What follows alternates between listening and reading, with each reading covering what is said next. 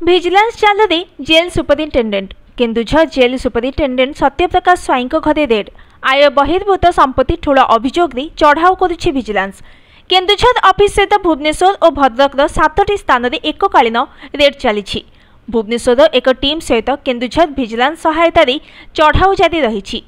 Keonjhar office बासभवन Bhadrak पैतृक घर भुवनेश्वर लक्ष्मीसागर स्थित घर और शशुर घर जागमरा स्थित घर समेत 7टी स्थान में चढ़ाऊ होउछि। आय बहिर्भूत संपत्ति ठूल नहीं सत्यप्रकाश नाँ भुवनेश्वर स्वतंत्र भिजिलान्स कोर्ट में एक मामला होइथिला। कोर्ट का निर्देश पर यह चढ़ाऊ जारी रही भिजिलान्स पक्षरु सूचना मिली। Bureau report news today.